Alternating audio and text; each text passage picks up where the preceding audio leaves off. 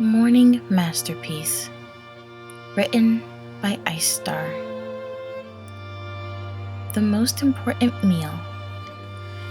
Rarity was a mare who needed her beauty sleep. A multitude of things helped keep her looking as fresh, stylish, and well-groomed as she did.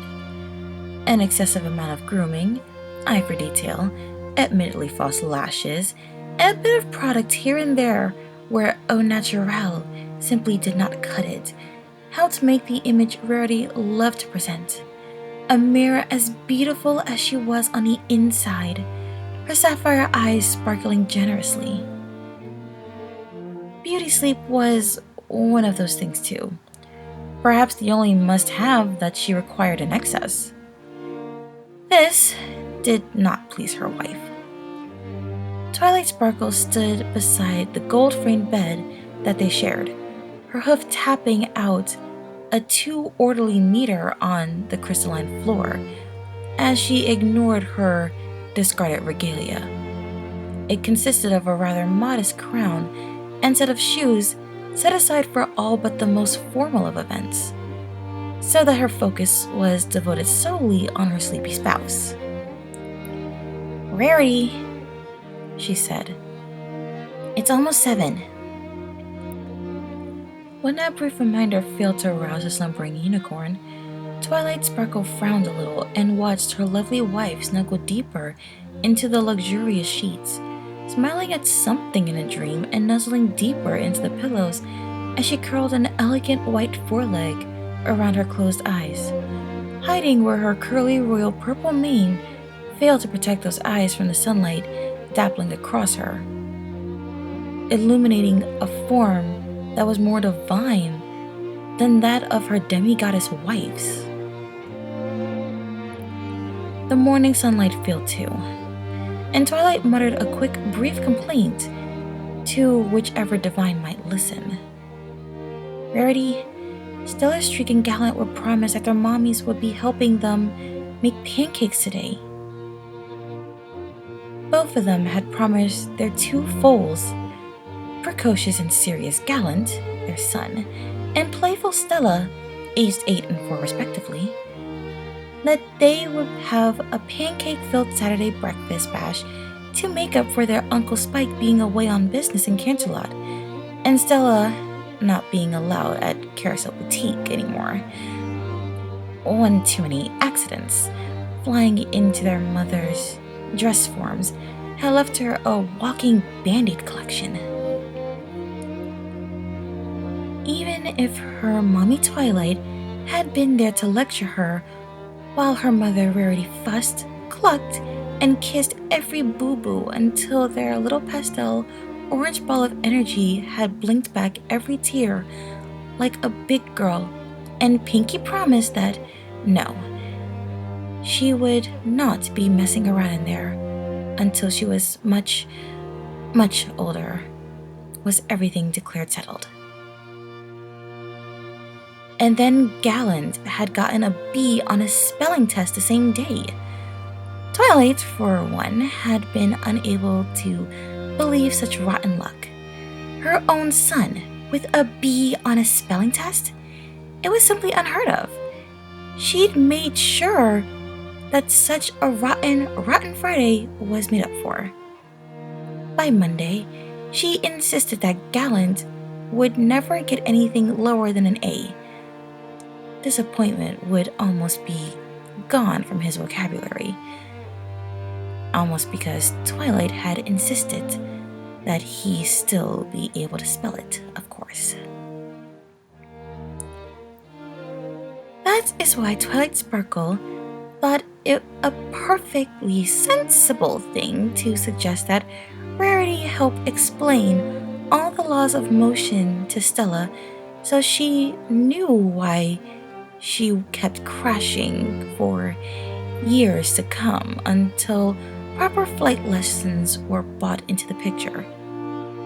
And for Gallant, to have at least a quarter of the dictionary memorized by Monday. She said this to Rarity while beaming.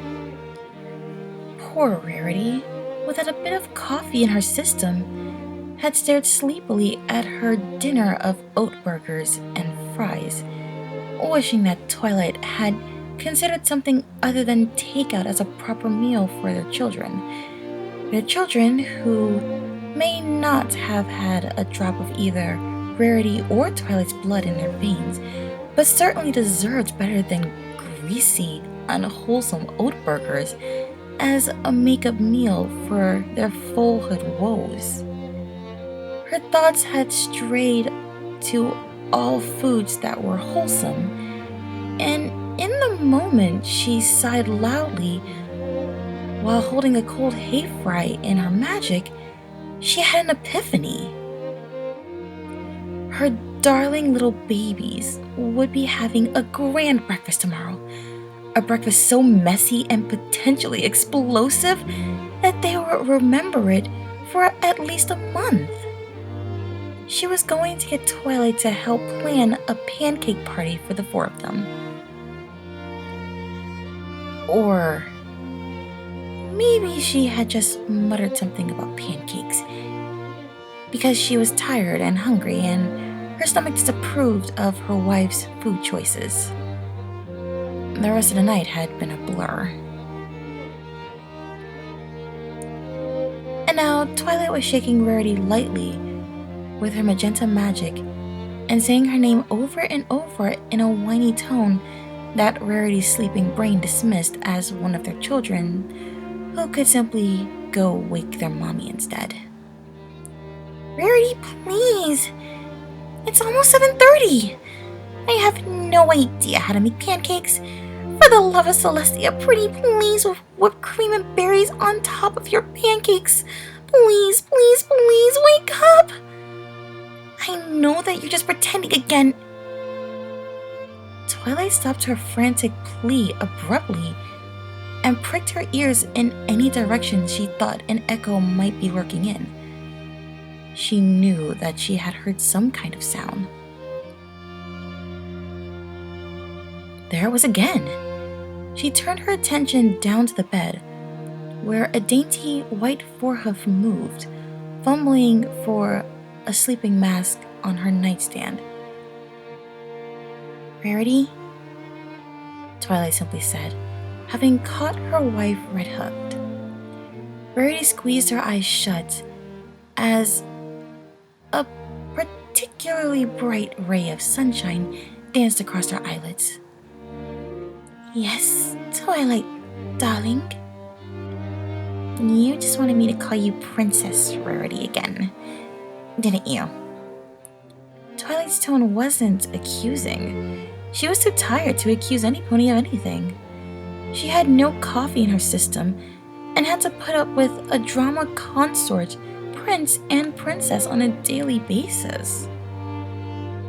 Rarity let out a brief melodic whistle as a plea of innocence, before finally opening her dazzling blue eyes, flipping her unbrushed but ever so luxurious mane across her wither, and leaning forward across the sea of sheets, done in a varying shades of purple, before placing a kiss on Twilight's muzzle. I might have, dear. Twilight sighed and returned the gesture quickly, still muttering about the drama she had to endure. The dining room was a brutal mess of plates, pancakes, toppings, and magic that had Twilight struggled to control her breathing whenever Gallant and Stella looked away, and Rarity reusing the exasperated smile she previously had used for Sweetie Belle's mishaps at a very alarming rate. A silver unicorn colt with a mane of light green and blue skillfully brushed out of his purple eyes by his mother was digging into a platter of pancakes that had half of the entire sprinkle container spilled on it by accident before Rarity's mischief raider had picked up on the suspicious activity and she witnessed the mess. While cleaning it up, she had been extra careful to keep her theatrics in overdrive and her Prantian in literal Prantian. Twilight owned no dictionaries of Prance's language, and she knew that Gallant was far more interested in unjust desserts than he was in his mother's colorful language. One that made no sense to him as he put his stealth skills to the test in sneaking an absolutely ungodly amount of sugar in his orange juice.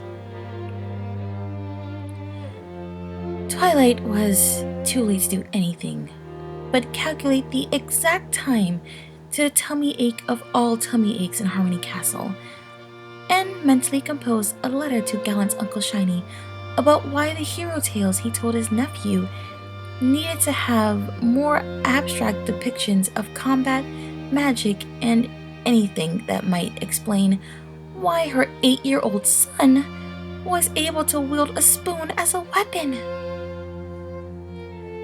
Once that had died down, Rarity and Twilight returned to their own plates of pancakes.